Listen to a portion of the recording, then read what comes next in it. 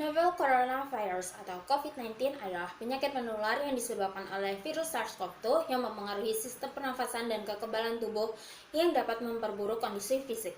Akibat adanya COVID-19, gaya hidup masyarakat dipengaruhi oleh jarak sosial dan isolasi yang mengharuskan kita untuk selalu berada di rumah, menggunakan masker saat keluar rumah untuk menurunkan angka penularan COVID-19. Tentu saja hal ini menyebabkan penurunan aktivitas fisik. Penelitian lain melaporkan penurunan aktivitas fisik selama pandemi COVID-19 di Amerika Serikat dilaporkan 25% dewasa muda, 33% dewasa paruh baya, 36% orang dewasa yang lebih tua, dan 53% dari lansia tidak aktif dalam aktivitas. Sementara hanya 8% dari anak remaja yang memenuhi tingkat aktivitas fisik yang direkomendasikan. Kurangnya aktivitas fisik dapat berisiko pada gangguan kardiovaskuler, respirasi, muskuloskeletal, ataupun kesehatan mental. Adanya gangguan kesehatan mental dapat membuat imun seseorang menjadi lebih lemah dan tubuh lebih mudah terinfeksi terhadap penyakit. Penurunan aktivitas fisik ini berperan penting pada imunitas seseorang. Oleh karena itu, perencanaan aktivitas fisik diperlukan selama pandemi. Karena aktivitas fisik yang teratur dapat meningkatkan imun tubuh, sehingga tubuh mendapatkan perlindungan dari penyakit-penyakit. Penulisan artikel ini menggunakan metode literatur review. Untuk kepustakaannya sendiri dapat diakses melalui database PubMed, Science Direct, MBC Public Health, ataupun NCBI. Selain itu, referensi yang digunakan juga berasal dari beberapa jurnal nasional. Istilah pencarian yang digunakan adalah physical activity dan pandemic. Hasil dan pembahasan. Beberapa tujuan yang didapat dari aktivitas fisik. Pertama, meningkatkan massa otot pada lower extremity untuk lansia. Hasilnya berupa peningkatan performa dalam melakukan aktivitas sehari-hari. Yang kedua, mengurangi gejala depresi. Hasilnya berupa pemberian relaksasi pada otak dan tubuh. Yang ketiga, meningkatkan sistem kardiovaskuler. Hasilnya berupa peningkatan sirkulasi darah. Yang keempat, meningkatkan kualitas tidur. Hasilnya berupa pemulihan recovery pada tubuh. Beberapa permasalahan kesehatan yang didapat ketika terjadi aktivitas fisik berkurang atau tidak aktif. Yang pertama ada kesehatan mental.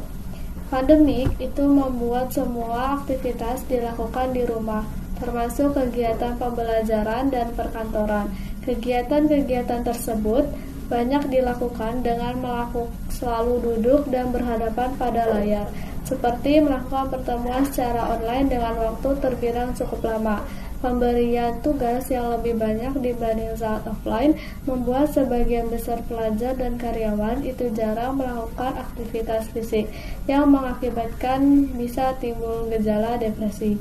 Hal tersebut dapat membuat sirkulasi darah itu menjadi tidak lancar, fokus kerja menjadi menyempit, dan dapat menyebabkan kerja saraf terganggu, meningkatkan glukokortikoid seperti kortisol, sehingga seseorang itu mudah menjadi lebih emosional, sensitif, dan dapat menghambat fungsi penting dari kekebalan tubuh. Yang kedua, gangguan kardiovaskuler. Pengurangan aktivitas fisik itu juga dapat mengurangi sirkulasi darah dan gangguan kardiovaskuler, menurunkan tekanan darah sistolik dan diastolik, dan mengubah hipertrofi ventrikel kiri, sehingga kita akan mudah lelah ketika melakukan aktivitas yang ringan. Kondisi ini lambat laun menjadi predisposisi adanya imunitas yang lemah. Yang ketiga, pola tidur. Aktivitas yang kurang saat di rumah dapat menyebabkan seseorang itu lebih banyak bertahan di tempat tidur saat siang hari. Hal ini akan menyebabkan istirahat pada malam hari menjadi terganggu dan membuat gangguan pada recovery tubuh. Kualitas tidur yang lebih buruk juga dikaitkan dengan tingkat depresi, stres, dan kecemasan yang lebih tinggi.